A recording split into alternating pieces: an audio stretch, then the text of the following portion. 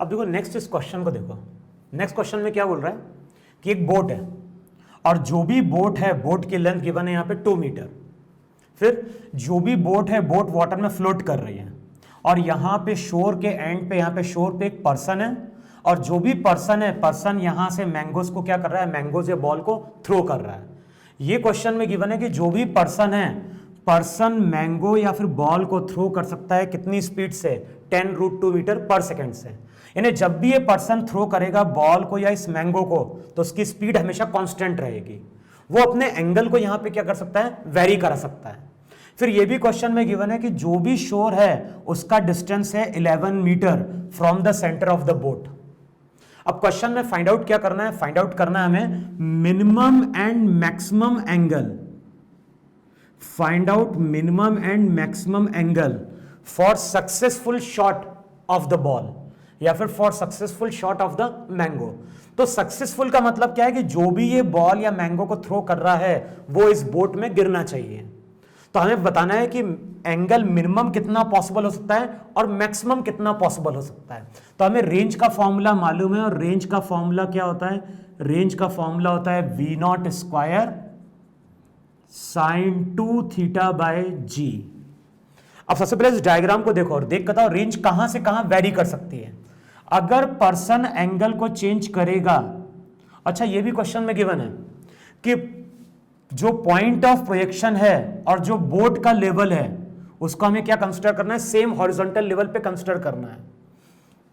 अब V0 speed से at an angle theta throw करेगा तो पहला केस पॉसिबल है पार्टिकल इस तरह से मूव करे और यहां पे जाके गिर जाए।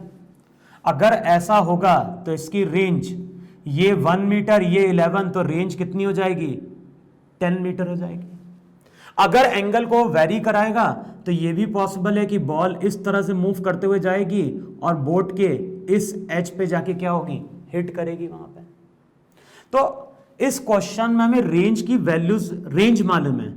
फर्स्ट रेंज हमारी कितनी हो सकती है, फर्स्ट रेंज हो सकती है 10 मीटर और फाइनल रेंज कहां तक जा सकती है, तो रेंज हमारी 10 मीटर से लेके 12 मीटर तक जा सकती है।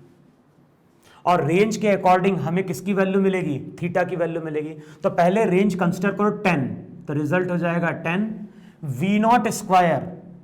V0 स्क्वायर का मतलब हो गया 10√2 का whole square into sine 2 theta by g. G मान लो 10, 10 इंटू 10 100, यहां पे हो जाएगा 100 इंटू 2 कितना हो गया 200 साइन 2 थीटा।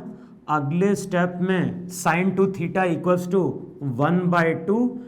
साइन थीटा अगर 1/2 है इसका मतलब 30 डिग्री, तो 2 थीटा 30 डिग्री, तो थीटा की वैल्यू कितनी 15 डिग्री। इसका मतलब कि पर्सन यहां पे अगर 15 डिग्री एंगल से पार्टिकल को प्रोजेक्ट करेगा तो पार्टिकल 10 मीटर की रेंज को क्या कर सकता है, अचीव कर सकता है। फिर नेक्स्ट केस में हम लोग रेंज को क्या ले सकते हैं, नेक्स्ट केस में हम लोग रेंज को ले सकते हैं 12। तो रेंज हो गई 12, 10√2 का स्क्वायर कितना था 200, G10 into sine 2 theta dash. तो अगले स्टेप में क्या होगा, अगले स्टेप में होगा साइन 2 थीटा डैश किसके बराबर, ये हो जाएगा 12/20 और 12/20 का मतलब क्या हो गया 3/5। देखो ये कि नहीं है। और रिजल्ट वहां पे याद होगा हम लोगों को कि cos 37 हमारा होता है 4/5 और sin 37 हमारा क्या होता है 3/5। ये हमने एंगल इससे पहले भी यूज किए हैं। तो अगर sin 2 थीटा डैश 3/5 आ रहा है इसका मतलब 2 थीटा डैश किसके बराबर है 37 डिग्री के बराबर है। तो थीटा डैश कितना हो जाएगा, तो रिजल्ट हो जाएगा 2, फिर 18.5 डिग्री। देखो ये कि नहीं है 37/2 यानी कितना 18.5 डिग्री। इसका मतलब कि 15 डिग्री पे थ्रो करूंगा तो पार्टिकल यहां पे जाके हिट करेगा और अगर मैं 18.5 यूज करूंगा तो पार्टिकल कहां तक जाएगा, पार्टिकल फिर वहां पे जाएगा 12 मीटर तक। अब बताओ मिनिमम एंगल क्या होगा और मैक्सिमम एंगल क्या होगा। अगर तुम यहां पे बोल रहे हो कि मिनिमम एंगल 15 डिग्री और मैक्सिमम एंगल 18.5 है तो ये रॉन्ग है। क्यों रॉन्ग है यहां पे? क्योंकि हम लोगों ने पढ़ा था वहां पे कि अगर थीटा की value, if theta is less than 45 degree, theta अगर हमारा एंगल ऑफ प्रोजेक्शन है और एंगल ऑफ प्रोजेक्शन की वैल्यू अगर 45 डिग्री से कम है तो उस केस में थीटा की दो वैल्यूज पॉसिबल होती हैं। एक वैल्यू अगर थीटा होगी तो दूसरी वैल्यू वहां पे क्या होती है, 90 माइनस थीटा होती है। लास्ट लेक्चर में हम लोगों ने डिस्कस किया था कि किसी भी पर्टिकुलर रेंज के लिए हमेशा थीटा की दो वैल्यूज होती हैं, एक अगर थीटा होता है तो दूसरा वहां पे क्या होता है, 90 माइनस थीटा होता है। इसका मतलब है कि जो रेंज हमें 15 डिग्री पे मिलेगी वही रेंज हम लोग अचीव कर सकते हैं 90 माइनस थीटा, दैट इज कितना, 75 डिग्री। इसका मतलब है कि अगर मैं 75 डिग्री से थ्रो करूंगा तो पार्टिकल ऐसे जाएगा और ऐसे हिट करेगा वहां पे, है कि नहीं। और यहां पे अगर पहला एंगल 18.5 है तो दूसरा एंगल मेरा कितना हो गया, 90 माइनस थीटा डैश, और ये हमारा कितना हो जाएगा, चेक करना वहां पे, 71.5 डिग्री। देखो यही बनेगा, नहीं बनेगा। तो अगर मैं 18.5 डिग्री पे फायर कर रहा हूं तो पार्टिकल यहां पे जाएगा, और अगर मैं 71.5 पे फायर कर रहा हूं तो पार्टिकल भी अगेन क्या होगा, इसी पॉइंट को क्या करेगा, हिट करेगा। तो जो भी रेंज है, रेंज यहां पे कितने एंगल से कितने एंगल तक पॉसिबल है, तो पहला रिजल्ट हमारा क्या बन रहा है, पहला रिजल्ट बन रहा है 15 डिग्री से लेके 18.5 डिग्री तक।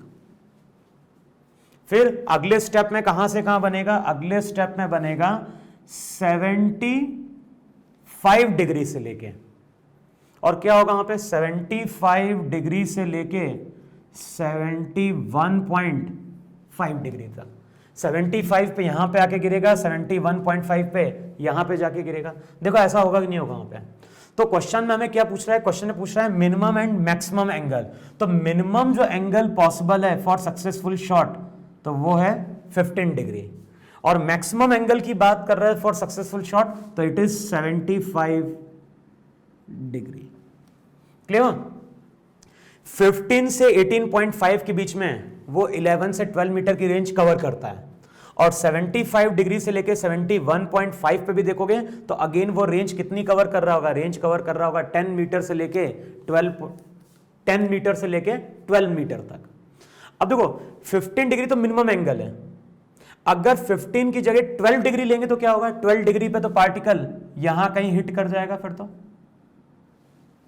और अगर एक एंगल अगर 12 होगा तो उसका जो दूसरा एंगल होगा वो यहां पे कितना हो जाएगा, 90 माइनस 12, दैट इज क्या हो जाएगा, 78 हो जाएगा वहां पे। क्लियरली देखो, तो इसका मतलब है कि अगर 75 डिग्री से ज्यादा एंगल होगा तो पार्टिकल यहां पे आके गिरेगा। क्लियर क्या बोल रहा हूं, मैं बोल रहा हूं कि 15 डिग्री तो मिनिमम एंगल है हमारा, 15 डिग्री मिनिमम एंगल है। 15 डिग्री अगर मिनिमम एंगल है तो उसके करस्पॉन्डिंगली क्या है, 75 डिग्री है। अगर मैंने एंगल 12 डिग्री लिया तो वो यहां तक पहुंचेगा क्या, 12 डिग्री के केस में वो यहां पे जाके गिर जाएगा। और एक एंगल अगर 12 होगा तो उसका करस्पॉन्डिंगली दूसरा एंगल कितना होगा, 78 डिग्री होगा, होगा नहीं हुआ। एक एंगल अगर 12 डिग्री है तो उसके करस्पॉन्डिंगली 90 माइनस थीटा कितना है, 78 डिग्री। इसका मतलब है कि अगर 75 से ज्यादा एंगल हुआ तो पार्टिकल यहां जाके गिरेगा। क्लियर? और 71.5 से क्या हुआ, कम हुआ तो फिर पार्टिकल क्या होगा, इस साइड जाके गिरेगा। क्लियर हुआ? तो मिनिमम एंगल यहां पॉसिबल है 15 डिग्री, और मैक्सिमम एंगल यहां पे हमारा पॉसिबल है कितना, 75 डिग्री।